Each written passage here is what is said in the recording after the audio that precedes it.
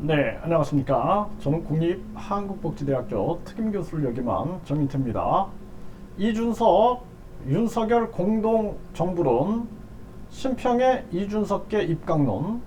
네, 심평하면은 윤석열 대통령의 멘토다, 윤석열 대통령의 책사다, 이런 얘기들이 나오고 있고, 뿐만 아니라 김기현 후보의 후원회장을 했죠.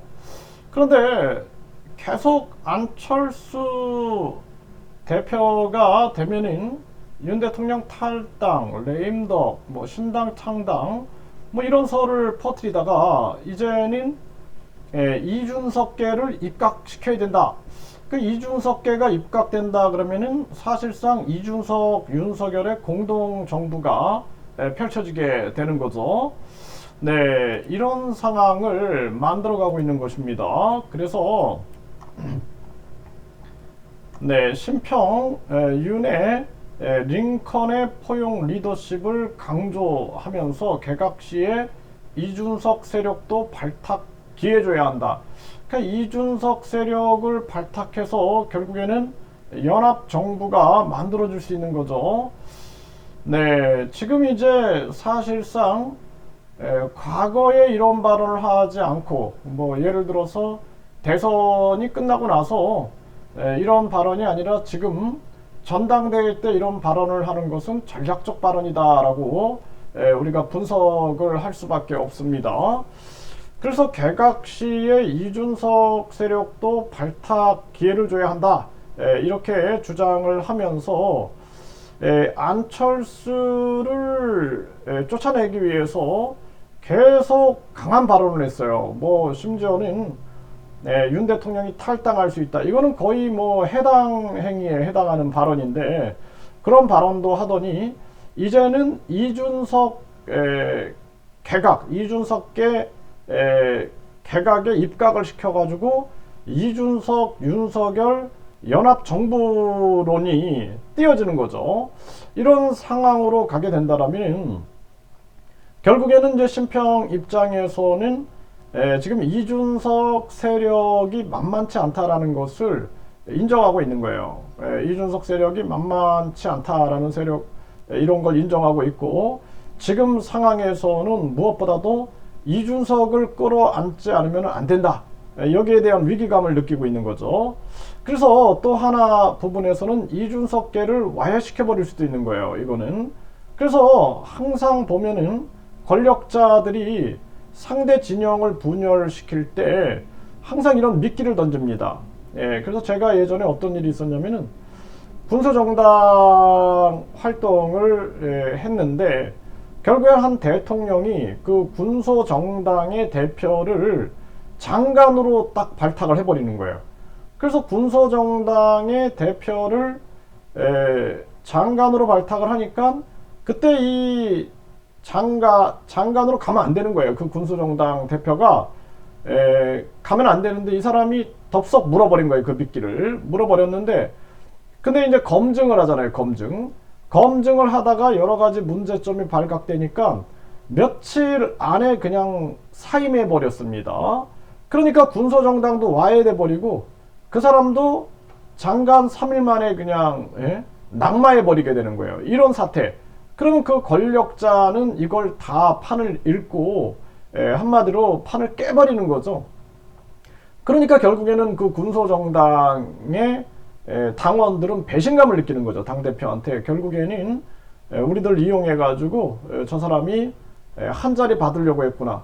그리고 나서 검증 과정에서 여러 가지 비리 의혹들이 드러나니까 그 사람도 박살나고 깨져버리는 거예요.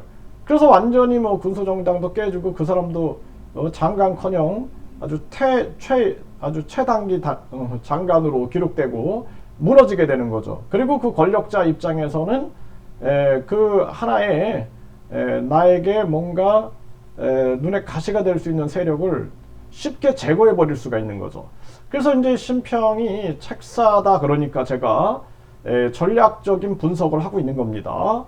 그래서 이 심평 입장에서는 미끼를 던지는 거예요. 이게 이준석계가 젊은 사람들이기 때문에 경험이 부족한 게 아닌가, 이런 생각을 하게 되는 거죠. 그래가지고 이러한 미끼를 던져가지고 결국에는 이준석계를 분열시키고 약화시키고 그리고 공격하는 부분을 아주 그 수위를 낮춰가지고 결국에는 이준석 윤석열 공동정부론 이것이 이제 나올 수밖에 없는 거예요. 이런 목소리들이. 그리고 이제 이준석계 입각론을 터뜨리면서 결국에는 완화시키는 거죠. 이준석 김기현의 대결을 완화시키고 양쪽에서 안철수를 몰아내기 위한 그러한 전략을 쓰는 아주 고도 같지만 얕은 수를 쓰는 거예요. 얕은 수를 쓴다. 그래서 아마 제가 봤을 때는 이준석계의 이제 젊은 그러한 세력들이 이거를 그냥 욕심이나 이기심이 아니라 이거를 딱 통찰해 버리면은 아마 이준석 대표가 통찰이 가능하다 그러면은 반박해 버릴 겁니다. 그거는 우리 이준석계를 와해시키기 위한 전략에 불과하다 이렇게 말을 할 것이고, 그렇지 않다 그러면은 이제 공동정부론 뭐 이준석계 입각론 이런 거에 휩쓸리게 되면은 결국에는 이준석계도 힘을 잃어갈 거다. 지금 이준석계가 힘을 받고 있는 이유는 비윤의 확실한 색깔이에요. 비윤의 확실한 색깔이 지금 힘을 받고 있는 거고, 또 이준석 지지자들, 이준석이 계속 그 어려움 속에서도 탈당 안 하고 뭐 신당 창당론에 대해서 아주 거부하면서 진지하게 입당하기 좋은 날 하면서 이준석 세력을 모았단 말이죠. 근데 그 세력이 결국에는 입각론을 받아들이는 순간 결국에는 아까 제가 말씀드린 그 군소정당처럼 와해돼 버릴 수가 있는 것입니다. 그래서 대처를 잘해야겠다라는 생각을 하게 되고, 뭐 토사구팽 한번 당했는데 또 토사구팽 당하지 말라는 법이 없죠. 그러한 부분들을 분석해야 된다. 저는 그렇게 생각을 하고요. 심평이 계속해서 전국을 요동치게 흔들어 놓고 그리고 지금 병주고 약주고 하는 그러한 전략을 쓰고 있어요 지금. 근데 여기에 대해서 잘 판단을 해야 할 거다. 제가 바라보는 이준석 쪽의 전략은 일단은 황교안, 부정선거론을 들고 나온 황교안 쪽을 먼저 제압한다. 그리고 나서 확실한 삼각구도를 만드는 거죠.